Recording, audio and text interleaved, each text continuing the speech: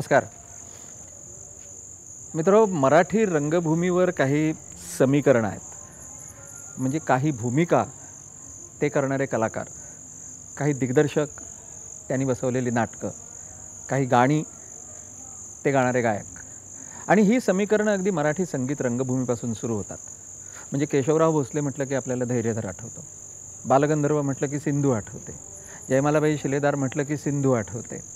अगदी अलीकडच्या काळाकडे आपण जेव्हा येतो तेव्हा नाट्य मन्वंतराच्या वेळेला कुलवधू म्हटलं की ज्योत्स्नाबाई आठवतात, लखोबा लोखंडे म्हटलं की पणशीकर आठवतात, नाना फडणवीस म्हटलं की डॉक्टर मोहन आगाशे आठवतात.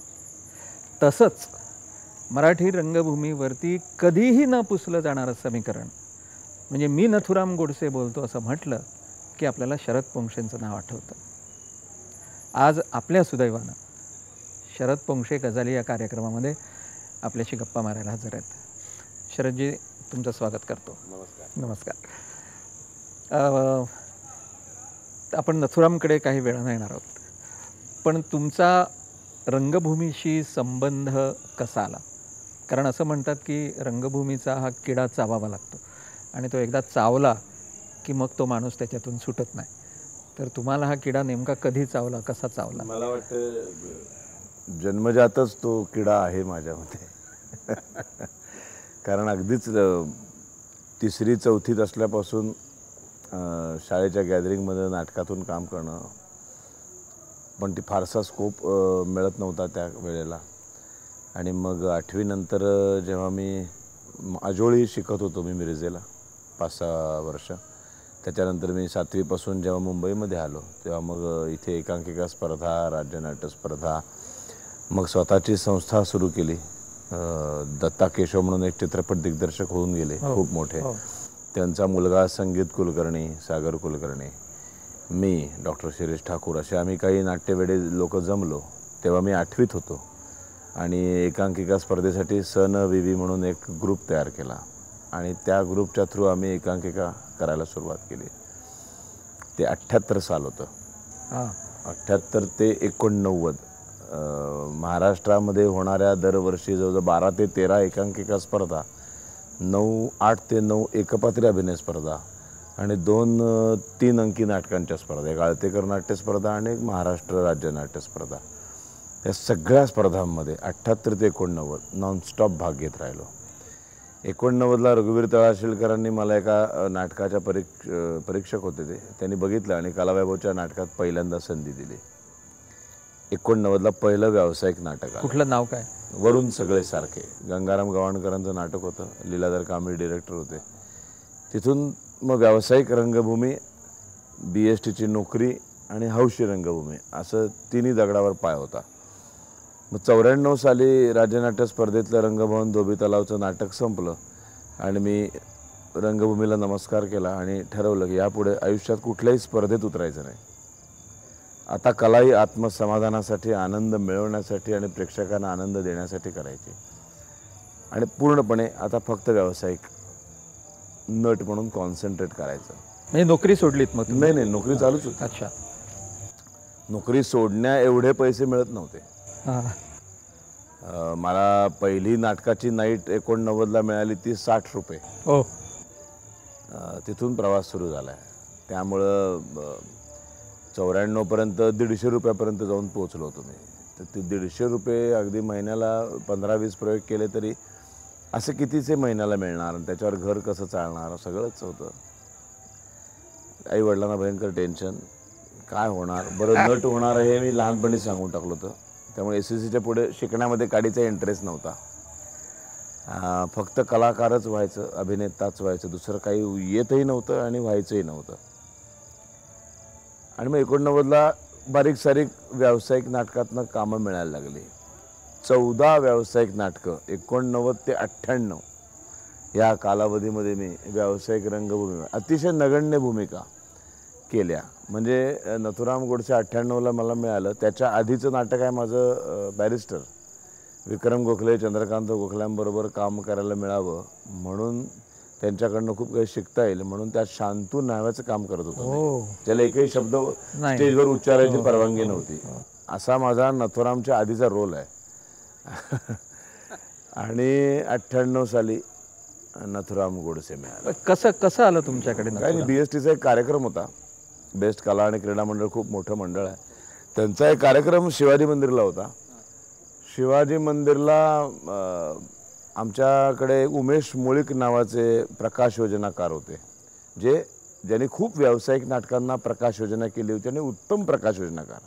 म्हणजे महाराष्ट्र राज्यनाट्य स्पर्धेत प्रकाश योजनेचं 40 रौप्य पदकं घेणारा हा माणूस, एवढी मोठी कारकीर्द.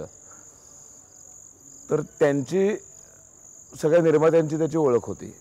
आमचा एक कार्यक्रम चालला होता, मी आपल्या कार्यक्रमाला बसलेलो होतो आणि तो काही कारणाने शिवाजीच्या बाहेर आला. शिवाजीच्या बाहेरच्या फुटपाथवरती माऊली प्रोडक्शनचे निर्माते उदय धुरत असे जरा अस्वस्थ फिरत होते. तर उमेश आणि त्यांची भेट झाली. अरे काय करतायस, काय करतोयस, काय नाही, BSTचा कार्यक्रम आहे, तुझं काय चाललंय वर. उमेशने त्यांना विचारलं तर ते म्हणाले एक नाटक करतोय, नथुराम गोडसे बोलतोय. अरे बापरे. वर जरा वाचन वगैरे चालू आहे. विनय आपटे दिग्दर्शक आहेत आणि ते नवीन नवीन कलाकारांना बोलवून रोज वाचन बिचन घेत आहेत.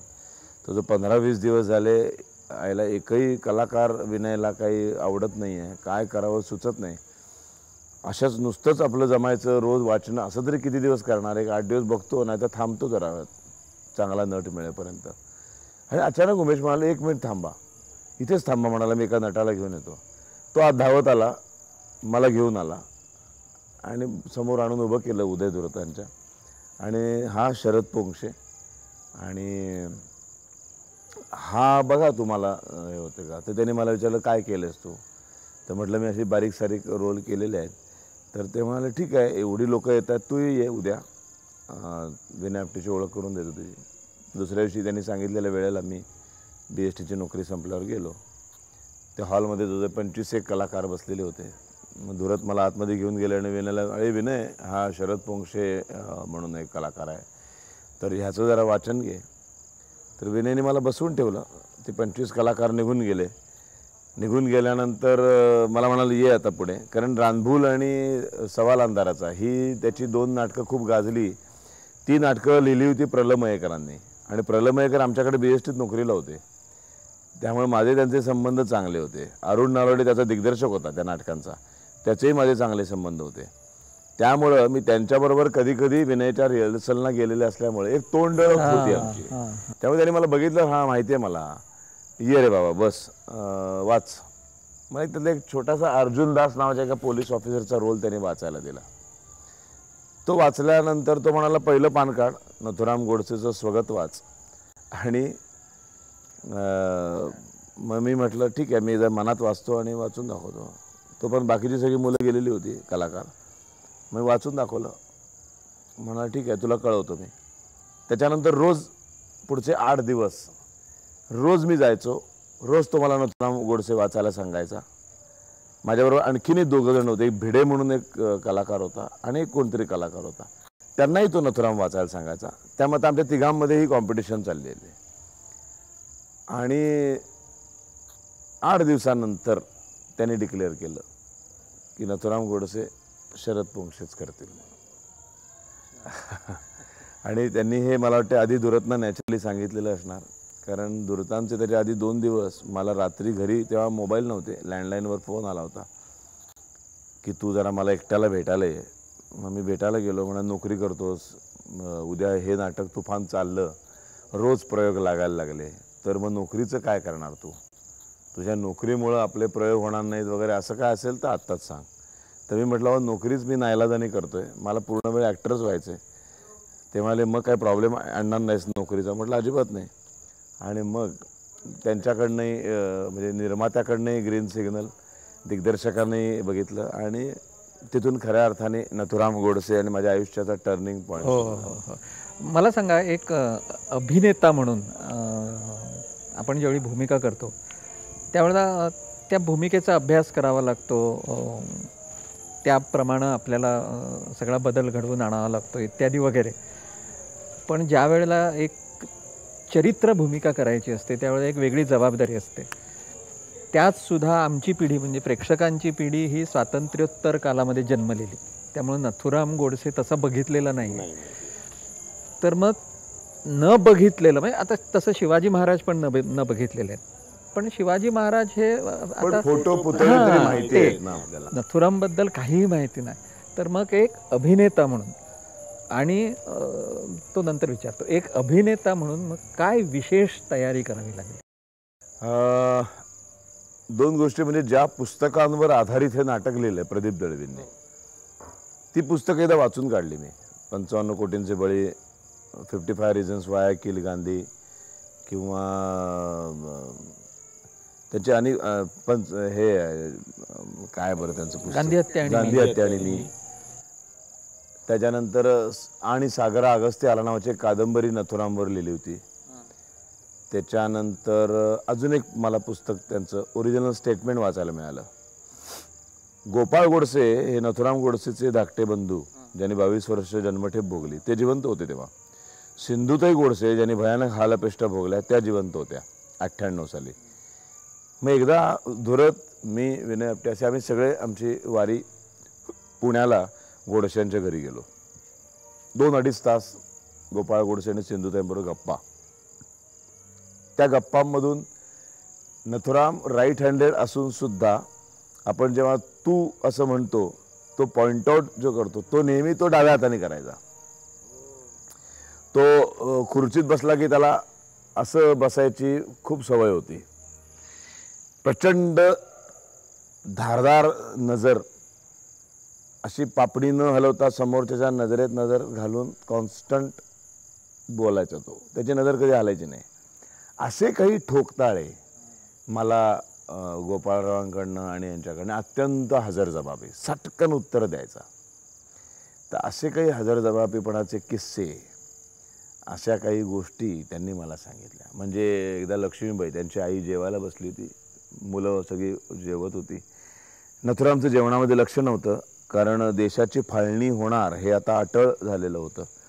बॅरिस्टर जिना हटून बसलेले होते की काही झालं तरी फाळणी आम्हाला पाकिस्तान हवाच आहे, आणि गांधी द्यायला तयार होते. अत्यंत अस्वस्थ, सतत त्याच्या तोंडात जिना जिना असायचा. तर त्यांनी सांगितलेला किस्सा आहे मला, की एकदा त्या भाकरी थापत थापत म्हणाला, अरे नथू, इतका अस्वस्थ का होतोस त्या जिन्यावरनं, जिनाच उडवून टाक, माडीवर जायचा प्रश्नच येणार नाही.